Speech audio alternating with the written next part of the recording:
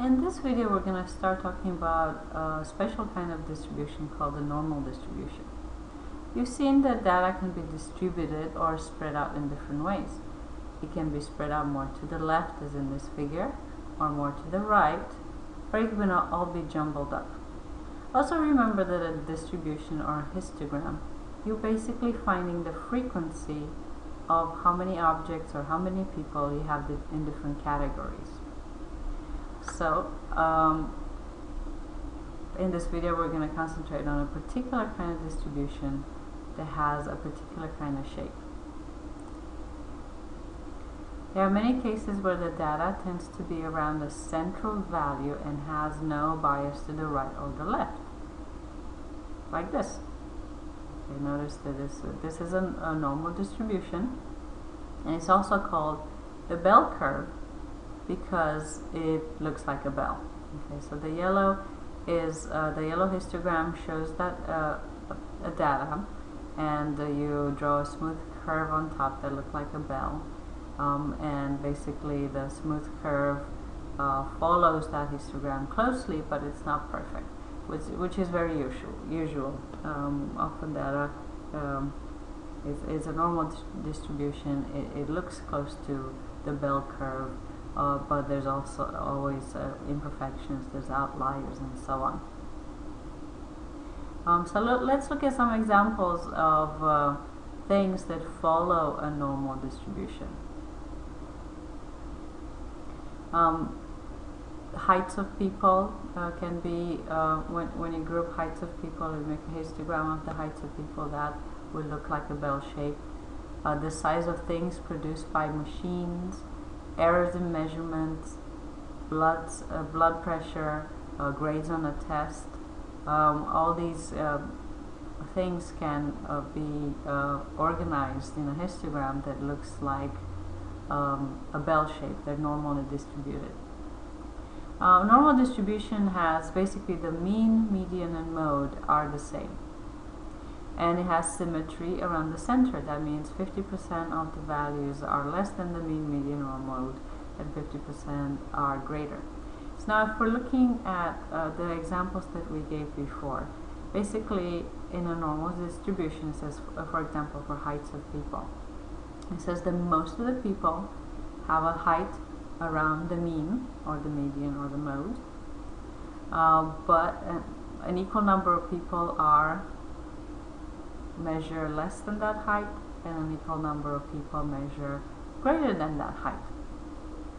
Similar to a size of things produced by machines.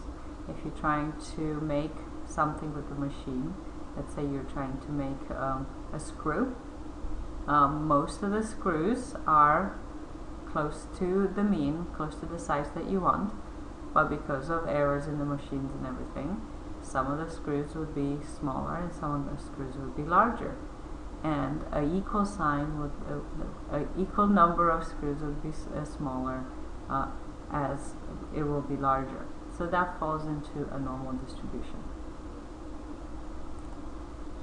Let's look at an example how this could be useful. Suppose a friend is pregnant and is due to give birth on June 30th. Would you advise her to schedule an important business meeting for June 16th, 2 weeks before the due date? Okay, so to do this, it's helpful to look at the normal distribution curve of births. Okay, so this figure right here shows how many births occurred on different days. Okay, so 0 is basically gives the height gives how many births that occurred on the actual due date, and the other bars to the left for the negative numbers shows you the number of births that occurred for different days before the due date, and the height of the bars on the right of the middle gives you how many births occurs for a different number of days after the due date. Okay, so you can see that maybe if you look at this bar highlighted here, -14, that'll be 14 days before the due date, and you can see that about 21 births in that sample of 300 occurred 14 days before the due date. Okay, so to answer her question, to give her advice, it's good to find what percentage of births occurred 2 weeks before the due date, or more than 2 weeks before the due date. So if we add the number of bins, number of births in these bins 14 days before or greater, we can find the frequency, and we divide by 300 because that's how many births are represented by this figure, and to find the relative frequency. And if we do that, we actually find that 21% of the births in this data set occurred more than 16 days before the due date. So would you advise her to go to an important meeting? 21% is pretty high. That's a 1/5 chance that she's going to give birth more than 2 weeks before her due date. So it must be a very important meeting for her to travel with that chance.